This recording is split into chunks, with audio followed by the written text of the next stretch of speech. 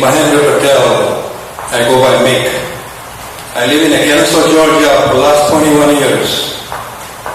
Like most of you, I came to this country for a better life for me and my family some 32 years ago when I was 25.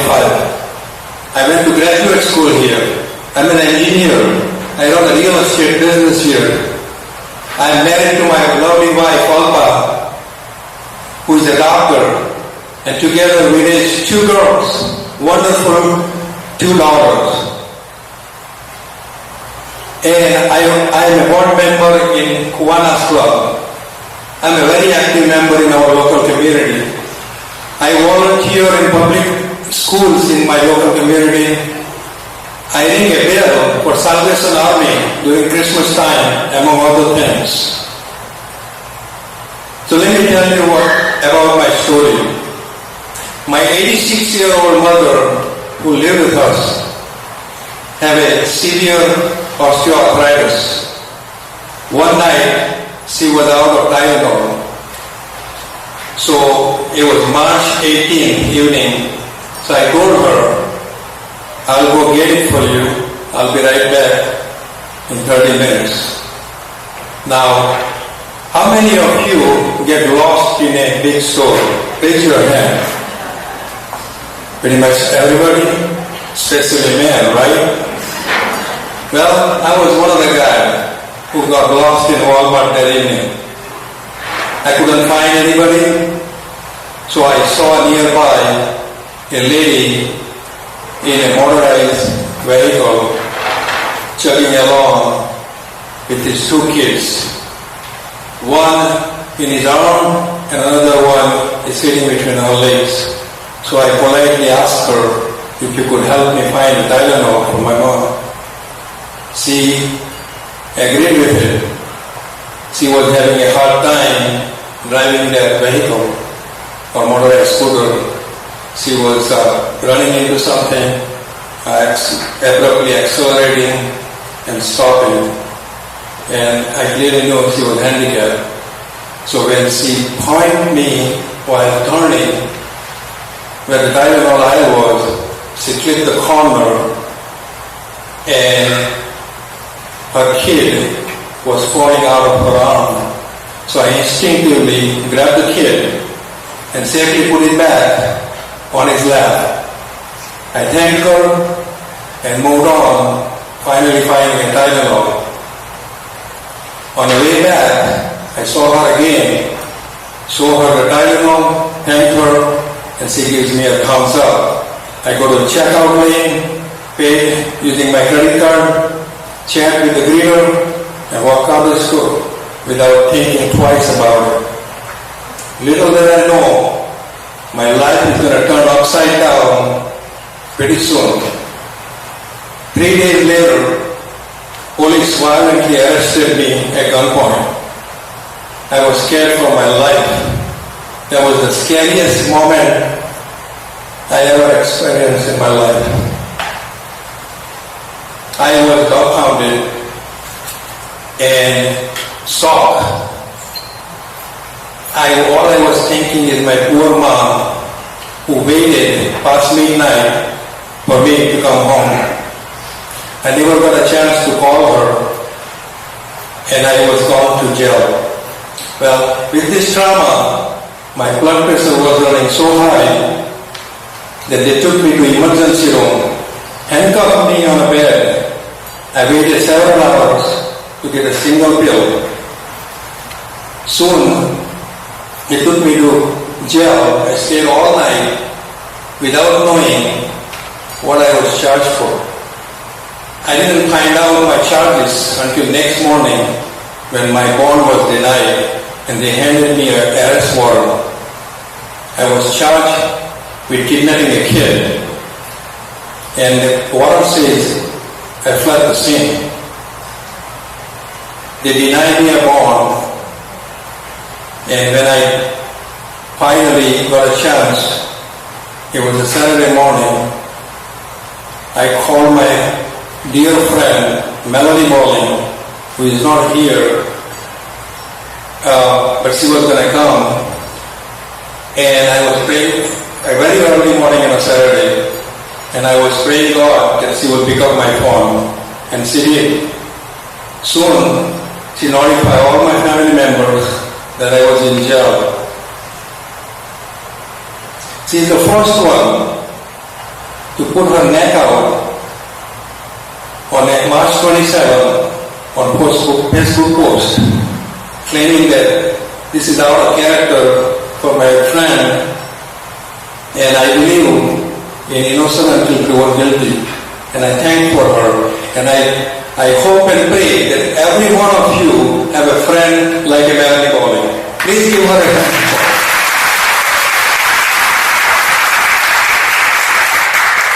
Soon my niece Alice in the morning, who is an audience here, she came home and took my mom and took care of him. And my daughter Elena, who was vacationing in Colombia, South America, found out about my charges on internet. All families and friends who know me thought that my identity was stolen. They couldn't understand that I would do such a thing, grabbing a kid and try to kidnap him. Soon, my sad eyes mugshot was plastered all over the media, and I was labeled as a kidnapper. And some of you may not know, in Georgia, kidnapping charges carry a lifetime in prison, just like my friend Sunny over there. I was scared, and the news in jail spread like a wildfire because of media frenzy.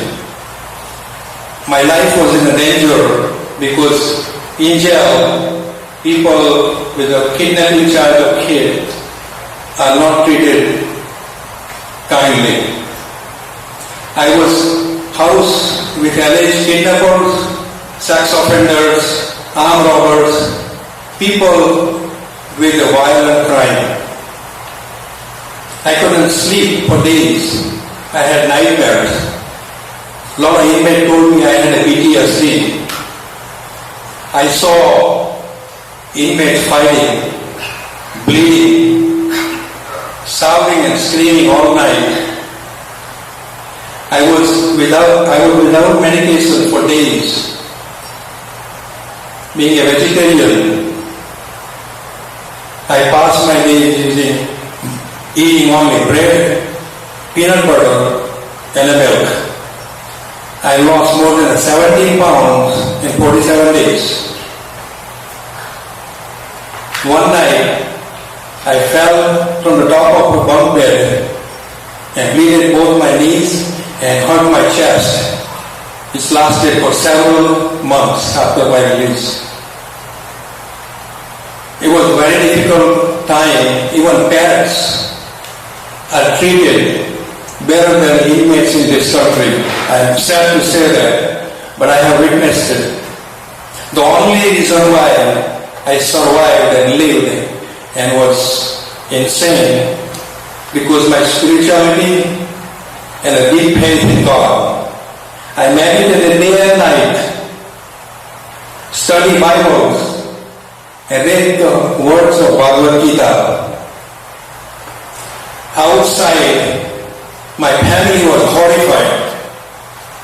They were living in a constant fear for my safety and well-being while I was in prison. In fact, at one point, I was so scared because inmates were telling me certain part of jail was very violent. I begged my daughter to put me in solitary confinement. Every time I called my family, they were very sad and they couldn't carry out conversation without crying. My wife and my girls almost went into depression.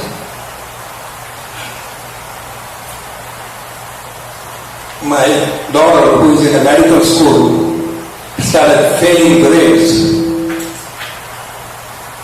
And it was too much for them to handle it. My wife was constantly watching social media. People, harassment, hate, threats.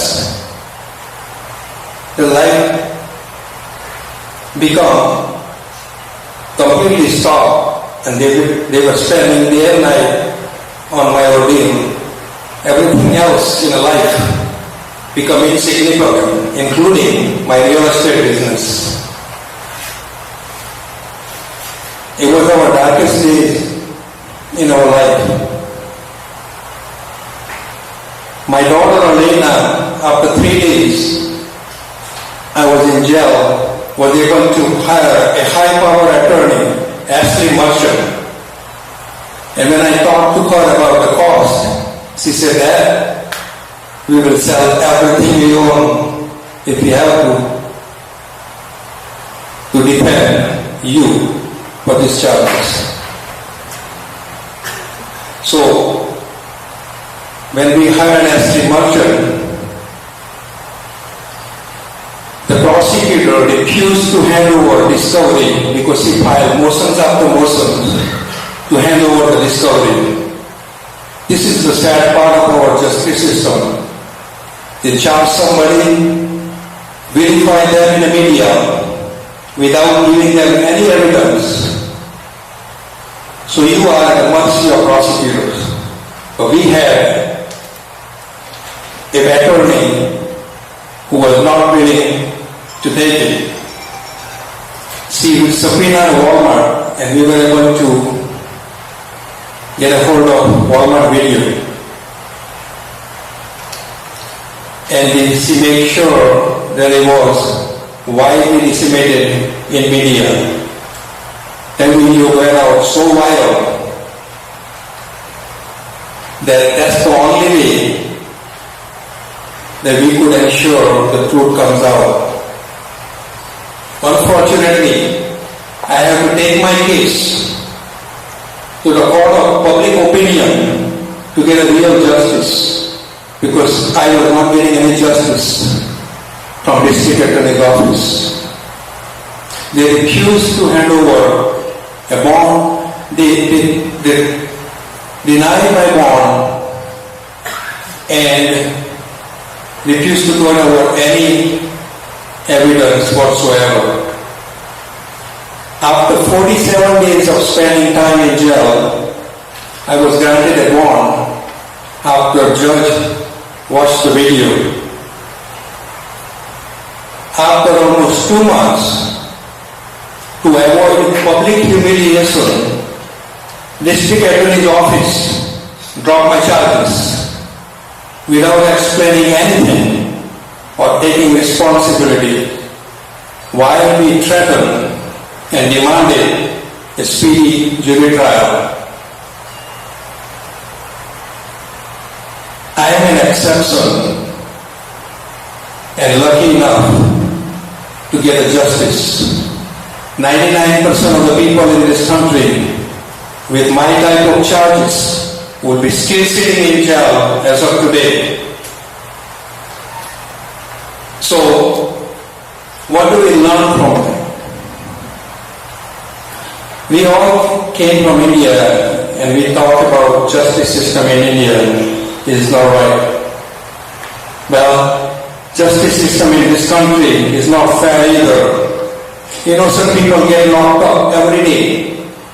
If you don't have a resource, knowledge, and a gut to fight this, you are against the big system.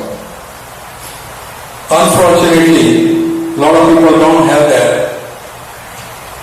And there are a lot of people getting injustice in the system.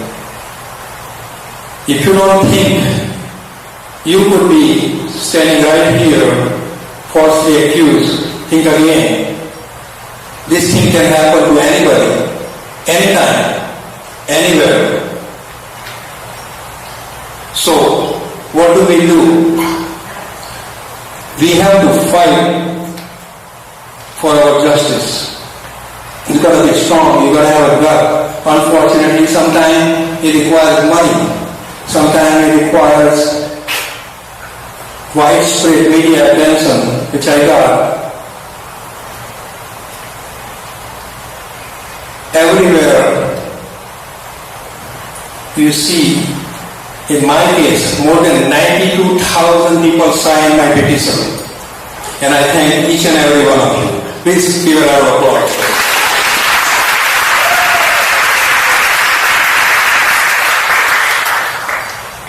My friend Melanie and Mahendra Patel from Dallas, Texas, worked day and night to rally people behind me.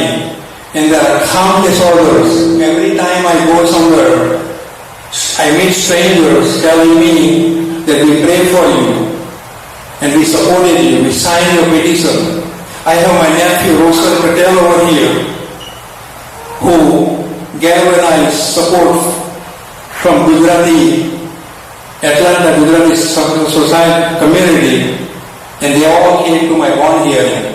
I had more than 400 people that I don't even know, and never got a chance to thank them. They all showed up over here during my bond hearing. This is a miracle. I'm a standing miracle, guys. And I truly appreciate everybody's help. Sometimes things happen for a reason. And if you ever get into any trouble, show humility to yourself. Seek help from an expert in that area. If you have to hire a lawyer to find the best lawyer, please do that. If you have to hire a doctor to find the best doctor you can possibly get, please do that. Your faith and the courage is the only weapon you got. You cannot control the situation, but you certainly can control how you handle it with the courage and the faith. Remember that media, don't believe everything you see and hear in media, because they're literally parroting authorities without challenging them. Don't be a judge. Just because somebody is accused of something, give him a chance. Last thing I know is in this country we are innocent until proven guilty. And we, as a society here, should continue to help others when somebody is falsely accused and stand behind them. If we don't support injustice, who will? In the coming days and weeks, I'll be demanding some structural changes in our judicial system, and I would like your input. Please email me at walmartmikpatel@gmail.com. Once again, the email is walmartmikpatel@gmail.com.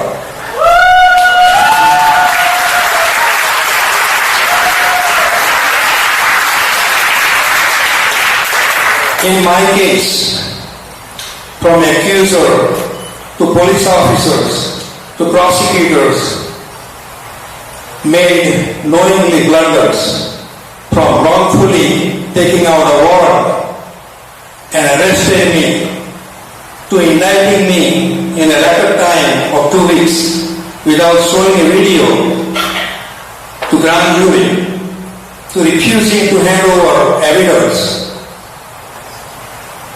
to deny me a bond,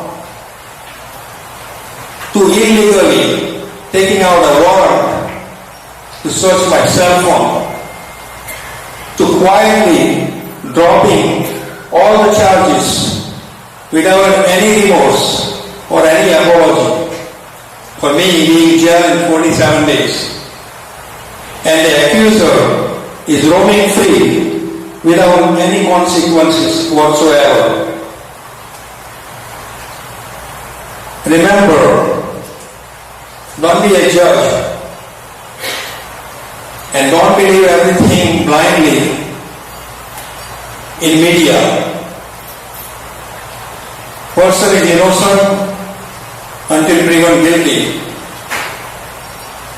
and more lives get affected than you would ever imagine. At last, I want to thank Venaman and all the staffs who worked very hard and invited me to this event. I also wanted to thank all of you guys for being here. I really appreciate that. And please enjoy the evening.